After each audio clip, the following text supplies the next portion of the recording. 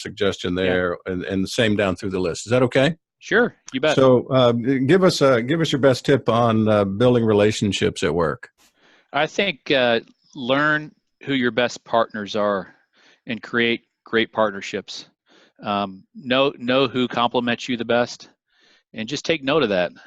Um, we all have different strengths, so know who your best partners are at work, and spend a lot of time with those partners. I have a follow-up on this one. So I was going to go down through the list quickly, but I can't. So some of the people who are best for me, I'm not sure that I always like them the best because they're different from me. I sort of, Hmm. I want to hang around people who are like me, but there are people in my life who are um, different from me, and they challenge me, and I need them in my life. Can you help me navigate this space? Yeah, yeah. So I think a real game changer in that scenario is to take a strengths-based approach and know people for their strengths. I think when we know people for their strengths, it helps us kind of explain why they are who they are, and it puts language around that so that we turn that around where someone might initially, it might kind of irritate us that they're different, but when we can put language around it and know why, then we can make sense out of how we're better partners. To give you an example, um, you might be kind of going down a road and you have a discussion with your team and you're planning things out, and you suggest something and you've got someone on the team that has the theme of activator. So they try to activate it right away. And let's say that you're high in thought process, so you want to kind of slow it down a little bit. If you know that they're an activator, you can kind of anticipate what they're going to do, and you can intervene if you need to and have a discussion about it, instead of being irritated by the fact that they're trying to get something done more quickly than you would have. Does that make sense? It makes perfect sense, and I think your illustration is fantastic because I think sometimes I think of a person right now who's been in my life for a long time who used to really irritate the daylights out of me, but now I've come to understand when to talk to him and, his particular focus and where it's most applicable. And boy, I like him so much better now. Yeah, it works, doesn't it? It does. All right, so we're thinking about the seven expectations or competencies for success in any role. One is relationship building. Number two, what's your best tip or tips on developing people? Well, I'm going to go back to strengths again. You can develop people most effectively if your starting point is right. And your starting point should be, who are they as an individual? So learn something about each person. Have them talk a little about their life, what their aspirations are, what kind of gives them a charge. And if you learn that, then you can be much better at developing them because you know what they're going after. You know what their what their natural talent is internally, their innate tendencies. So if you start there, just have a discussion about, you know, what are your strengths, what are your ambitions, where do you want to be in 5 years. You've got a much better chance of developing them than assuming they're like you or like anybody else around you.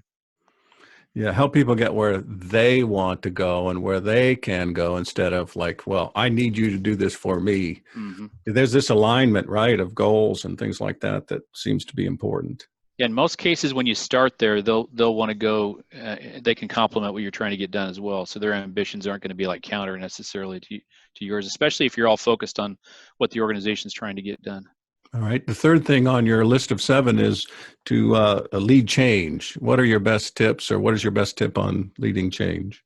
The first one, if I think about, across all people in different roles, it's to first embrace change and to set goals around that change so that you can align with it more easily. So to take a step back, try to understand, why is the change occurring? You've got to understand it first before you can embrace it. Now, not every leader or manager is going to be good at explaining that. So in some cases, you're going to have to ask, why are we doing? Why is this change necessary? How does it connect to what our organization is trying to get done? And having that discussion then allows you to accept that the change is important, but then also then the next step is set some goals so that you can get in the same on the same path as where the organization wants to head. All right. On your list, number four, one of my favorites, inspiring others. If you want to be successful, you got to inspire others. What are your tips there? I think that the first thing would be to understand the people around you and how each one of them individually likes to be recognized and for what. Ask them what the best recognition is that they've ever gotten. That's some really good insight right there. And I remember working with one lady who I asked, "How do you like to be recognized?" And she said, "Every way possible." Well, that's some information, but there are people who would say, I can't stand. I work with one of these two. I can't stand being recognized in front of other people. So that's more of a personal thing, but they still need to be recognized. Mm-hmm. So how and for what, and to make sure it's timely and frequent, so that you don't like wait till the end of the year and then come back and say, really liked what you did back in July. Right. It's a lot more relevant if it happens in a real timely manner. Yeah, thanks for saying that, because back to like introvert, extrovert, an extrovert might enjoy being highlighted in a meeting. An introvert might not feel quite so good about that. They might prefer you to stop by the office and, do something more privately. Yeah, and the key is to not assume, to ask, Mm. to ask them to describe it for you. Yeah.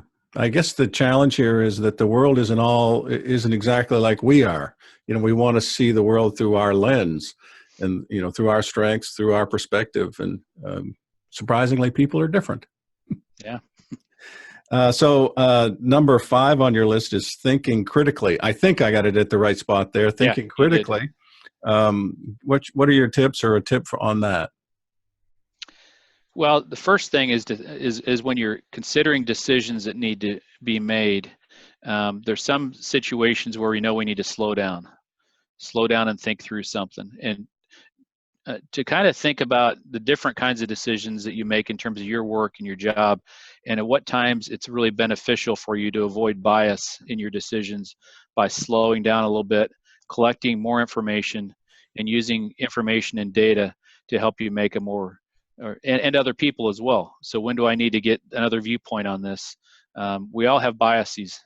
So to know at what times you're more likely to maybe have a confirmation bias, meaning that you're going to make a decision that is just consistent with what you already thought, right? It's easy to do that. It's easy for all of us to do that, Mm-hmm. or to just have the same people around you and have too much groupthink and not have an alternative viewpoint. Also, make sure you're open to critical feedback. Feedback that might go against the grain of how you normally think. Sometimes that's irritating, but it can help us make better decisions sometimes. Mm-hmm. My mind goes right back to when that happens, slow down. Yeah. Right? Kind of like chill for a second, Yeah. ask a question or two. Yeah. Yeah. So the next one is number 6 is communicate better. And, communication is a word that irritates me because it's so, I don't know, it's how do you get a hold of this, right? Yeah. So Yeah. what I'm are the your same tips way. on? I'm the same way with that one. It could, when people say that we need to improve communication, what does that really mean, right? Let's say this one's about communicating clearly, and it's really, if you break it down, in terms of how the competency played out, it's about communicating regularly. So there is a frequency component, and I think I know myself included, we can all get better at sharing information more frequently with other people and just initiating that, but also making sure, this is the hard part for a lot of people, that it's concise and digestible for other people.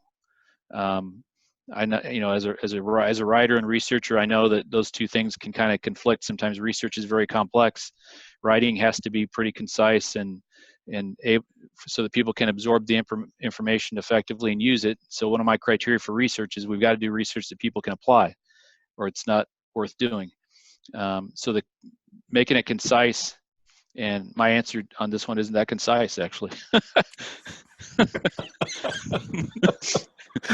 Well, it wasn't too bad. I mean, I didn't doze off too many times today.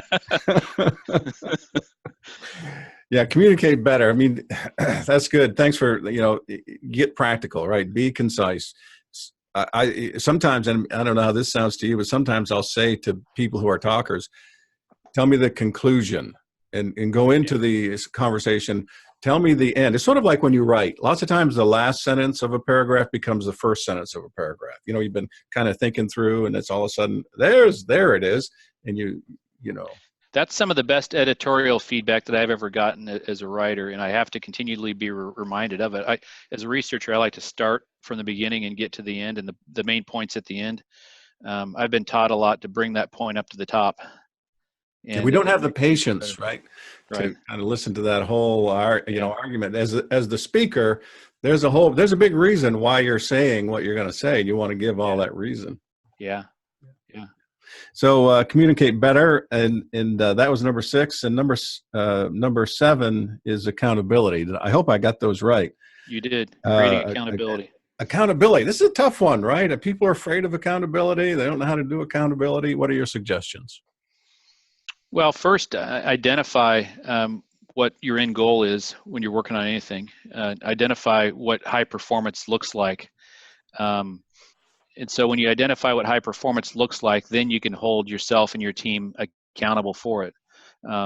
Make sure you do postmortems after projects and really learn, what happened, and you can learn a lot from that, just even if it's a success. So sometimes people have a success and they only want to diagnose the problems. Make sure you diagnose the successes too, and learn from them, and then you know what a high standard is and what high performance is, and then you and your team can hold each other accountable to get there, because it feels really good when you get there. Mm. So I guess that'd be one way to think about it. Yeah, I love to think about what's working. Sometimes I worked with a team one time, and it's like, what do you want to do to kind of elevate the spirit in your organization? And they said, well, they came up with the question, we're going to start asking people what's working. And so I went back a month later, and they said, I asked them, what are you learning? And they said, we're learning that we've had people working here for 10 years and no one's ever asked them what's working. They just, wow. It's like, take it for granted. Huh? Yeah, they just take it for granted. What do you? Let's dig just for a second into the accountability thing and think about a poor performer. It's going to happen in an organization, and what role, if any, does accountability play there, and how do you work that out? Yeah, I think the teams are only as great as that least common. When you've got a slacker on the team, it brings everybody down. So one of the engagement elements that we've asked over the years is, my coworkers are committed to doing quality work. Now, when we're testing that question, that statement, we initially asked, are you committed to doing quality work? And you might guess at what the answer to that was. Just about everybody says, yeah, oh yeah, I'm committed. But when you ask about their coworkers, you get a very different answer. You get wide variation, a lot less endorsement. But when you do get endorsement on that, strong agreement to that, you get really high performance on the team. So a key is making sure that those slackers are held accountable. Sometimes they need to just not be on the team. Sometimes they're in the wrong job. Mm-hmm. People tend to be much more favorable towards someone who works hard that may not have the natural ability to do the job than someone who has the natural ability but doesn't work that hard. So it's really that hard work component that's important. And that's where the role of the manager is so critical with accountability, is that making sure that when people aren't performing, they're held accountable, and when people are performing, that they're rewarded for it. But first you have to kind of have a gauge on what high performance is. We found there are 3 categories that you could, when we reviewed all the performance data that we could get our hands on and different rating systems, we found there were 3 criteria that you can link most of them to. And one is their individual performance. Second, how well they collaborate with their colleagues. And then third, the value they bring to customers, whether that's internal or external customers. You can map most kind of accountability systems and performance measures to those 3.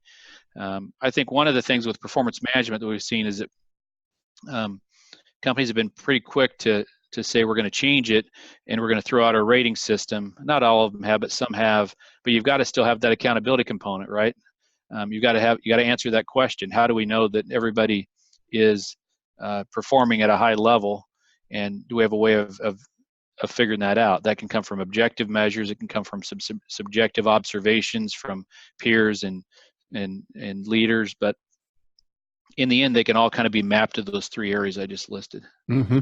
Yes. You kind of hinted at this, distaste for the annual review, which I think if that's the only thing there is, it is a colossal waste of time. But yeah, you got to have those ongoing conversations for success. Yeah, people kind of blamed the annual review and the rating on the faulty process. So it kind of became the scapegoat for all of performance management, when it really wasn't those things. It was everything before that, right? It's all the, like you said, Dan, the ongoing conversations. If they're missing, then everything else loses credibility. Right. So I'm talking with Jim Harter, and he's the co-author of "It's the Manager," fantastic book. I'm so thankful to have it in my library and also have this conversation with Jim.